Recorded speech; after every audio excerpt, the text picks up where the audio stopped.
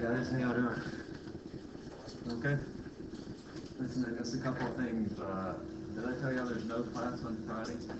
Okay, I'll send an email reminder about it today. So no class on Friday. I don't know. Do whatever it is you do at 7:30 and you don't come to this class. What is that?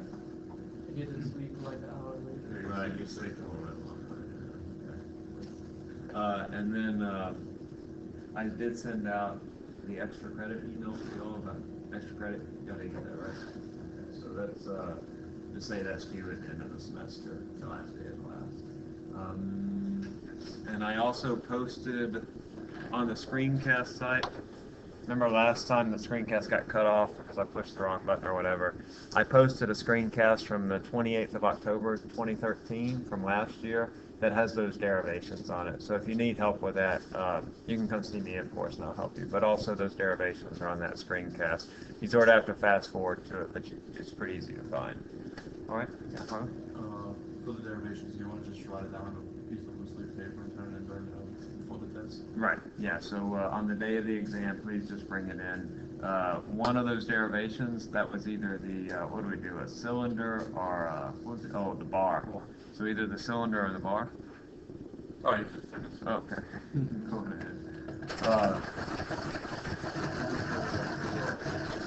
Choose one. Just choose one of those, please, yeah. Can be honest with the one was using something. Yeah, if you want to choose another, that's fine. There, like you could do a sphere or something like that. You can find them on the internet, or you can just try to do it yourself. But anyway, just deriving the moment of inertia for a regular shaped object. And then I also want you to write a paragraph, about 100 words or so, 100 or fewer words, just describing the process of doing that. Okay? So just think about what are the steps that you do. Any questions about that? It's 10 points on your exam. All right.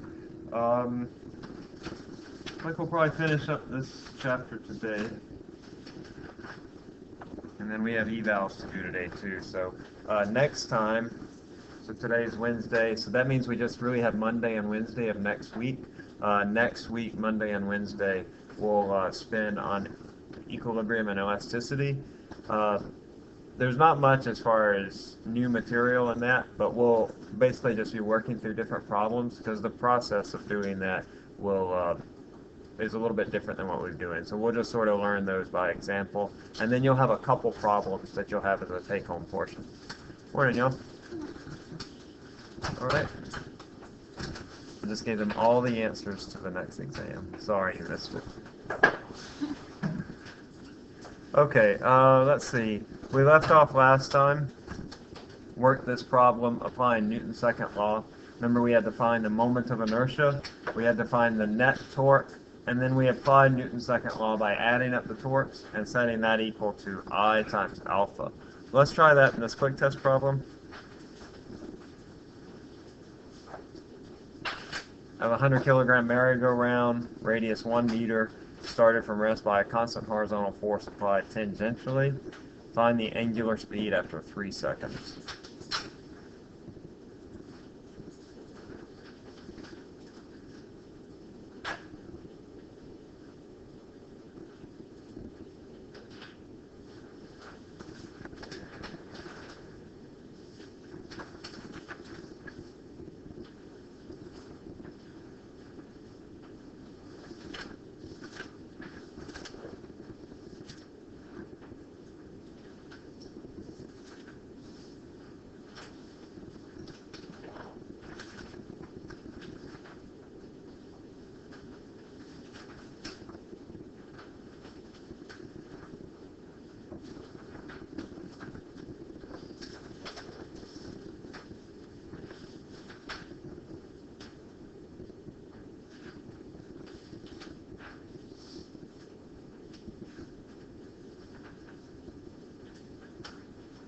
I'm going to go away from this page for just a second.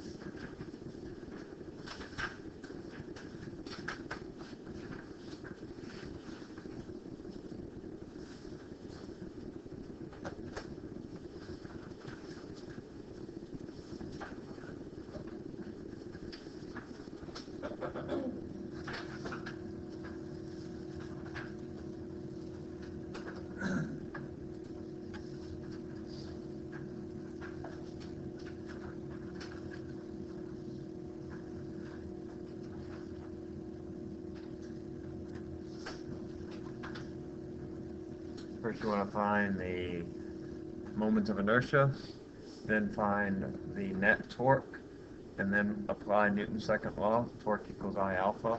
And then once you have the angular acceleration, it becomes a simple kinematics problem to find omega.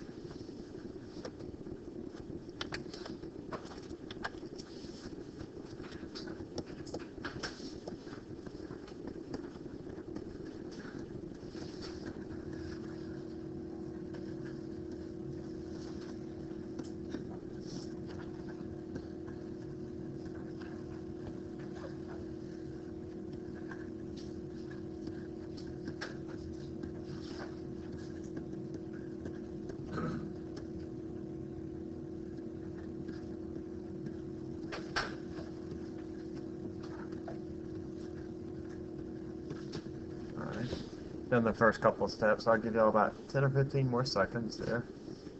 Let's stop at 450. Guess if you don't know, a few more seconds.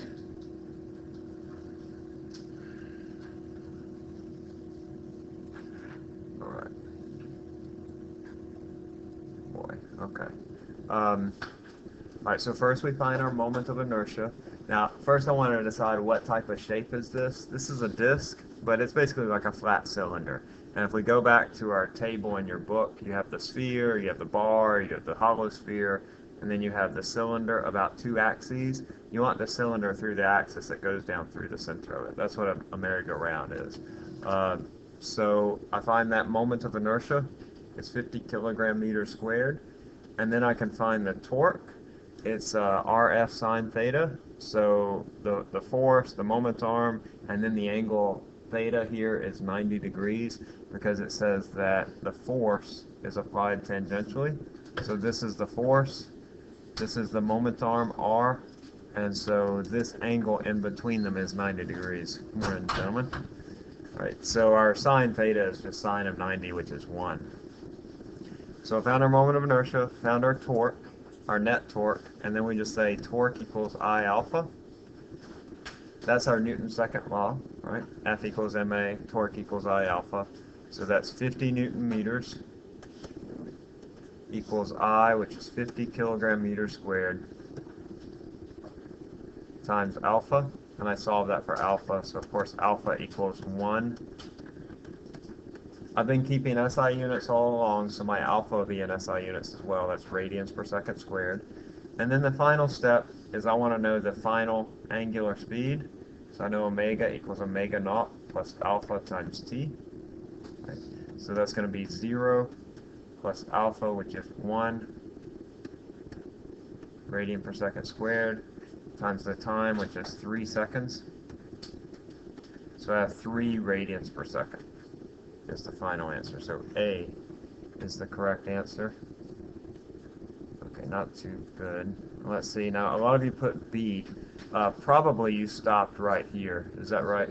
Yeah. So you need to make that extra step because it's looking for the angular speed. Be careful because on the exam, I often will like throw in kinematics problems. Like you might not see a separate kinematics problem like we've worked. It'll be wrapped up in some other issue and some other problem where you have to go through these steps. The good news is on the exam, like I'll give partial credit. So if you get up to that part, you'll get most of the credit, but you will be missing, you know, what I was asking for. All right, lots of steps in those. We'll work through another one soon, but right now we're going to move on to energy, I think, and then we'll come back and we'll look at some other old test questions that sort of bring all these topics together. Y'all okay with this? I think most of your mistakes were common. Like I say, just missed that C is 1.5. I'm not sure where the 1.5 came from. You might know, was it a common mistake to get 1.5 radians per second? I want to own up to that. Or does it know the answer? That's fine too. All right. So the work energy theorem, remember we had this before, where if we do work on an object, it changes the energy of that object. We had that in chapter 5 or 6. We can have a similar thing here, where if you increase an object's energy, then you've done work on an object. Or if you do work on an object, you increase an object's energy. So yeah, when you do work on an object, you increase its energy. Simple problems, probably. So for example here, how much work is required to stop a thin hoop rotating at 10 radians per second? The radius of the hoop is 1 meter, and the mass is 1 kilogram. Disregard that too. So I want to find the moment of inertia, and for a hoop, do y'all remember the moment of inertia for a hoop? Right, mr squared, that's right, Zach. So mr squared, you can look on your table, it's there. Or you can, you know, it was a simple derivation, right? That was just the one where we added up all the m's and multiplied by r squared. So the moment of inertia for this hoop is 1 times 1 squared, 1 kilogram, 1 meter. So that's 1. And then the kinetic energy, remember 1/2, usually it's 1/2 mv squared. Now we're replacing m with I. V with omega squared, so that's going to be 1/2 of I, which is 1, times omega, which is 10 squared. That's this. This is omega initial. And so that's equal to 1/2 of 100, or 50 joules. So this has a rotational kinetic energy. This kinetic energy is rotational of 50 joules. By the way, you had a homework problem as well where you were asked to find both the rotational and the translational kinetic energy. Let me just take a quick little aside, because when you have an object that's rotating, like say a wheel, so this is a wheel, and it's rotating in this direction, it has rotational kinetic energy because it's rotating. And that rotational kinetic energy is equal to 1/2 I omega squared. That's the rotational. But it also has translational kinetic energy because it's also, not only is it rotating, but it's also moving in this direction with a velocity v. So it also has translational equal to 1/2 mv squared. And then the total kinetic energy will be the sum of those. The rotational, 1/2 I omega squared, plus the translational, 1/2 mv squared. Now, if you know the omega and the r, then you can find the linear velocity. Right, so this would be in contrast to just a wheel spinning that's not moving along the x-axis. Right, if you just have a spinning wheel, it just has rotational kinetic energy. Or if you just have a wheel that's not spinning, and say it's just moving in this direction, that would just have translational kinetic energy. But when you have an object that is spinning and moving, then it has both. All right. Y'all remember the gymnast lady? Like the lady that they threw up in the air on the bar? Yeah, so when she went up to the top of the trajectory, I don't know if y'all remembered, but she still remained spinning. Y'all remember that? Yeah, so when we said that all of her kinetic energy was converted into potential energy, that's not exactly true, because she also had this third type of energy, which is rotational kinetic energy. And when you're dealing with conservation of energy problems, if you have rotating objects, you also have to consider the rotation as well, the energy that's involved in rotation. That's just an aside. You probably won't see that on the exam. You won't. I mean, you could see rotational kinetic energy on the exam, but not to that extent. Okay, our same old argument about power. Our definition of power also holds. Power is what over what? Right, work over time, or I could also say energy over time, the amount of energy expended. So here, the hoop is slowed to rest in 5 seconds. That means that I have 50 joules of energy that's expended over 5 seconds. So that means in order to stop this object from rotating, I have to exert 10 watts of power, at least 10 watts of power, assuming that you have perfect efficiency. That is, all the power that you put into it is used to stop it. This can be useful for finding the power ratings of engines, right? So an engine has a power rating based on its mechanical power, that is what it causes objects to do. Like it takes a car of 1,000 kilograms up to a velocity of 50 meters per second or whatever, and then in a certain amount of time you can find the power that's expended by the motor in that way. But of course, motors aren't perfectly efficient, so the power is actually more than that. Y'all follow what I'm saying about that? Okay. All right. Let's look at another question. Yeah, this one's similar to the one we did before. So this is from an old test. I'll give y'all a few minutes to get started. The first thing you want to do is find the moment of inertia of these flywheels. Y'all know what a flywheel is? This is like a big disc, basically, that spins. And what you have here is a big disc that's spinning. It's attached also to another axis. That's the shafts right here. It says the radius of the flywheel is 1.4 meters, but the radius of the shaft here is just 21 centimeters, or 0.21 meters. All right, so you have these big flywheels that are attached to these shafts, and then you have forces that are acting on the shaft. So you have a force that acts on the shaft right here. It's a frictional force, actually. All right. So first you want to find the moment of inertia, find the net torque, find the angular acceleration, and then it becomes a kinematics problem. At parts A and B are kinematics problems. Find the moment of inertia, find the net torque, find the angular acceleration, and then you can approach parts A and B, which are, say, kinematics problems.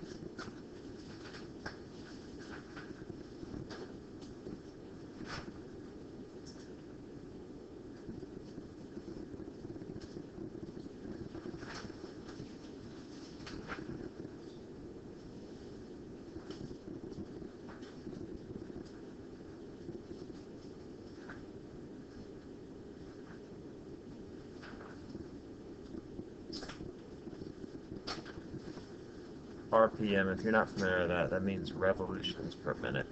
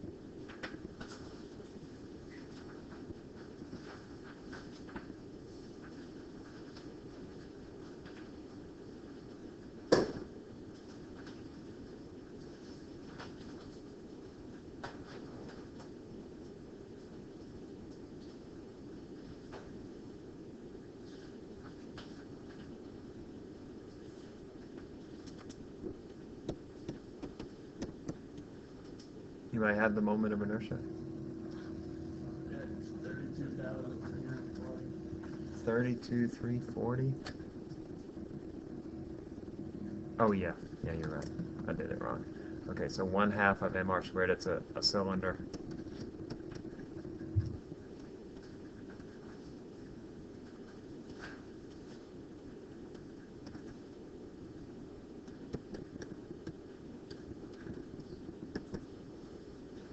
I'm just gonna call it 32,000.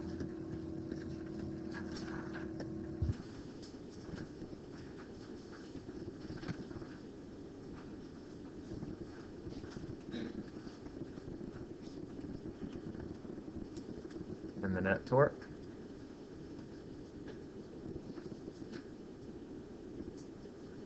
What you got, Hunter? Big number. What is it? 39,000. No, I don't think that's right. Sorry, anybody else got it? The net torque? What is K? Kilo. So it's 28,000 newtons. Anybody else have it? Daniel, you have the torque? No, no. We're dealing with a shaft. The torque, the force is acting at a radius of 0.21 meters. That's the diameter. Oh yeah, that's the diameter. Shoot, yeah, I'm sorry. So I was doing the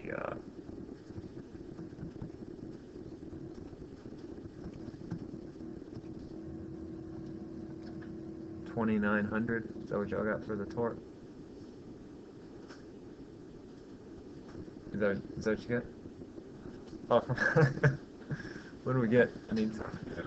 Okay, all right. So torque is R F sine theta. But here theta is 90 degrees, so I'll just get rid of that term because it's equal to 1. So that's R, which is 0.21 meters divided by 2. As somebody pointed out, it is the diameter, times the force, which is 28 kilonewtons. That's 28,000 newtons. And I get 2,900 newton meters. Alright, so there's my moment of inertia, there's my torque. Now I need to find my angular acceleration, alpha. That's from Newton's second law, torque equals I alpha. So that's going to be 2900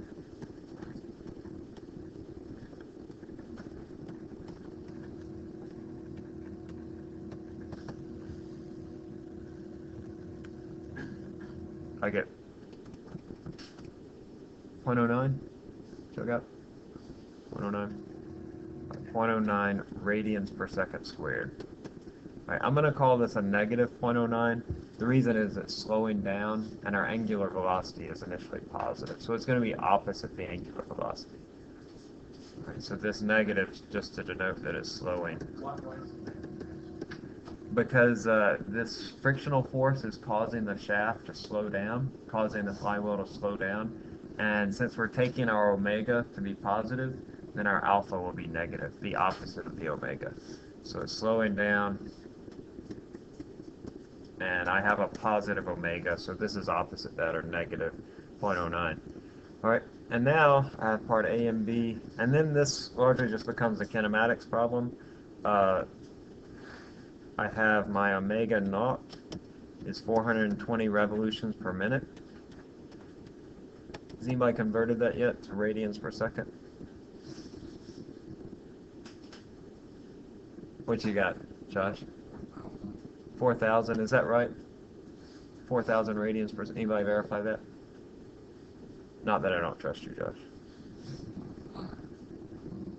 Okay, well let's just see. So I have 1 minute is 60 seconds, and then 1 revolution is 2 pi radians, so that's 420 divided by 60 times 2 times pi, 44. Yeah, so yeah, 40, we'll just call it 40 radians per second. Or it should be 44, actually. Let's do 44. Okay. Yeah, with me on this, guys? You seem a little shaky this morning. Is it just a shaky morning? Or just not getting this? Not committing at all? Okay. Alright, so now I know omega naught. I want to know how long does it take to go to omega final equals 0, because it's coasting to a stop, and I just want to know what is the time. Alright, I know my kinematics equations. Y'all know the routine on this. I'm going to use this one, because that has my time and everything else that I know, and then I just solve for time. So it's omega minus omega naught over alpha. That's 0 minus 44 divided by negative 0.09.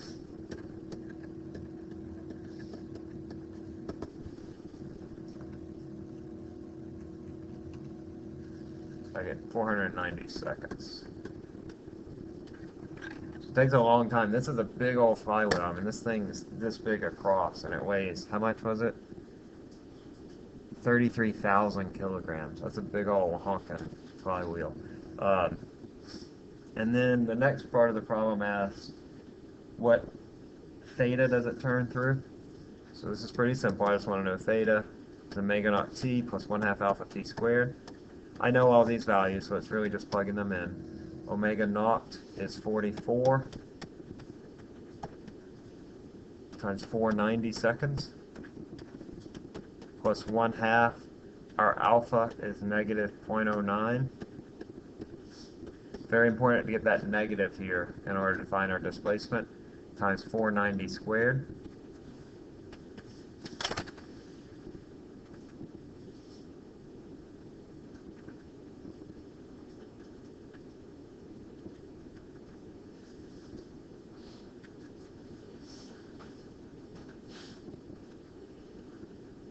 I get 11,000 radians. Alright, just for reference, I didn't ask it for this in revolution. Well, let's just find out how many revolutions that is. Just divide that by 2 pi.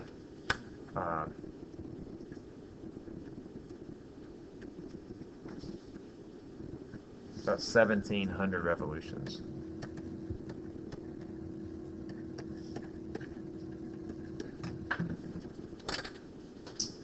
All right. You don't have a very big force, and then also your force is acting at a very small radius. It's just acting on the shaft. So that's why it takes so long, because your torque is actually pretty small for such a large flywheel. All right. That would be an example of a good test question. There are some examples like this in the homework as well, so I recommend that you go through those as well. In fact, I always recommend that you go through the homework. Sometimes, you know, I'll just pull problems straight from the homework. So it's a good practice to go through the homework. It's good exercise for you. All right. Let's go through this last topic, and then we'll probably do the concept test next time, and then we'll be done with this chapter. Okay, so the last topic, we did this in chapter 6, I think. Yeah, on momentum. So we'll see it again here, but in a lot simpler terms. We're not going to do 2D vectors or any of that business. So the angular momentum, remember, linear momentum was the product of mass and velocity. So here we're going to be dealing with the moment of inertia.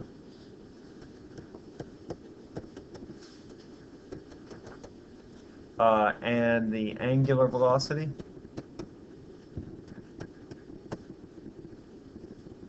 That is to say that L is equal to I times omega. So L is what we call the angular momentum, and it's just the product of moment of inertia and the angular velocity. And just to remind you, like I said, this is compared with our linear momentum, which was P equal mv. So here, where we're making all those translations into rotational quantities, now we're letting P, whereas before we had P, now we're substituting that with L, which is angular momentum, in this sort of rotational scheme that we're developing. The SI unit is nothing fancy, it's just kilogram meter squared per second. It just takes the basic SI units of this and meshes them together. And as with linear momentum, and this is where your test question will be involved, angular momentum is conserved. That is that Li equals L final. So in a system, I initial times omega initial equals I final times omega final. So if I change my moment of inertia, then that changes my my angular speed. We see this a lot in figure skaters, for example. You watch figure skating? Okay. Yeah, so in figure skaters, if you ever watch them, they use their arms a lot in order to change the way that they rotate. It sort of looks fancy, right? Because it looks like they're doing whatever it is, dancing or whatever it is they do, for flair or whatever. But it actually serves a very real physical purpose, that it changes their moment of inertia by a lot. If you move your arms out, you're taking the mass of your arms and putting them at large radii, and since the moment of inertia is equal to mr squared, that is, you have that quadratic relationship on the moment arm, then if you increase r, you increase your moment of inertia by a lot. So when figure skaters throw their arms around like that, that's causing them to change their moment of inertia and change their speed. And so, for example, if I have a figure skater that has her arms out like this figure skater has very long arms, and then she brings them in like this, the moment of inertia over here is big, and over here I have a small moment of inertia. And so if I have a big moment of inertia that decreases, so if this decreases, that means that my angular speed has to increase because of this conservation of momentum. So we can do this as well. I'm going to use some weights. And this is just a rotating platform.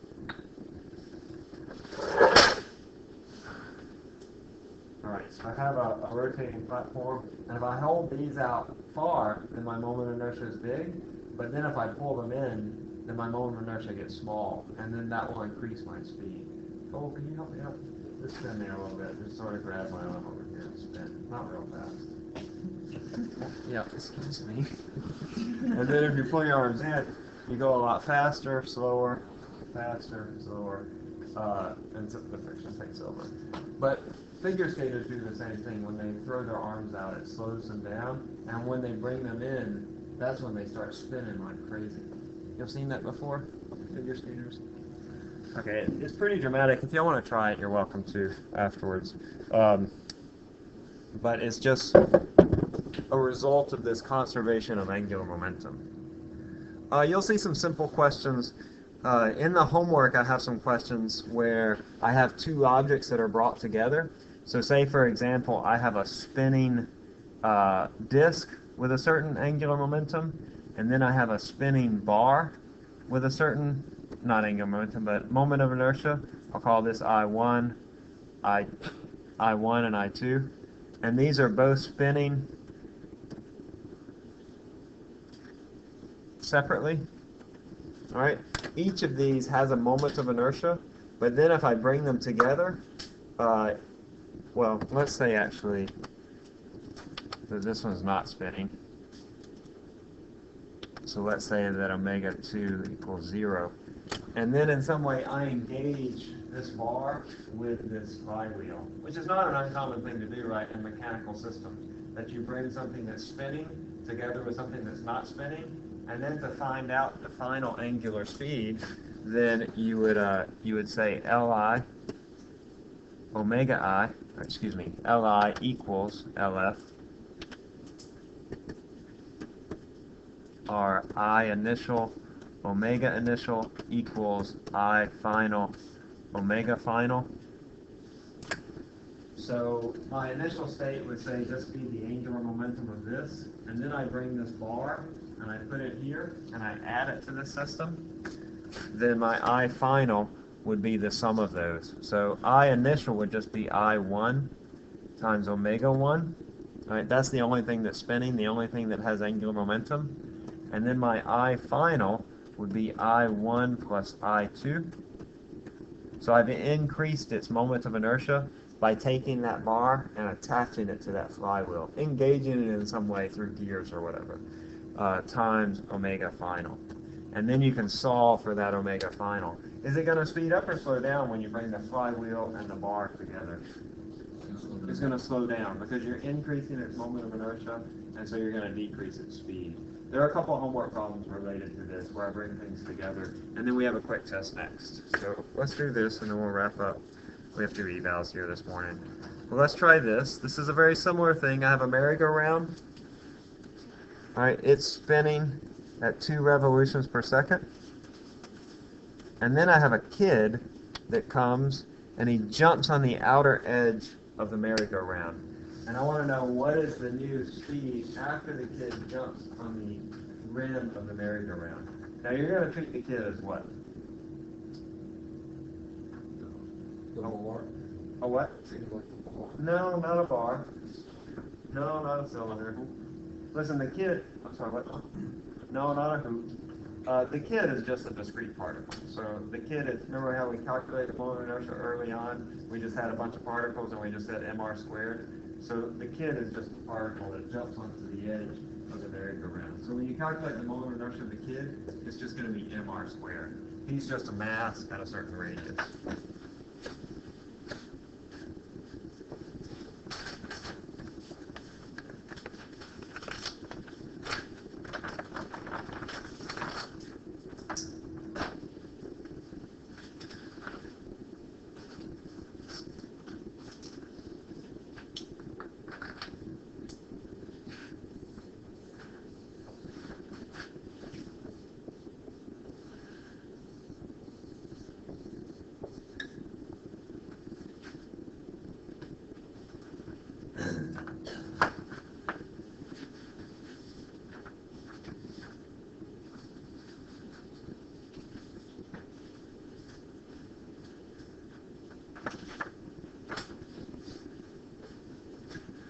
I'm going to go ahead and start this up here.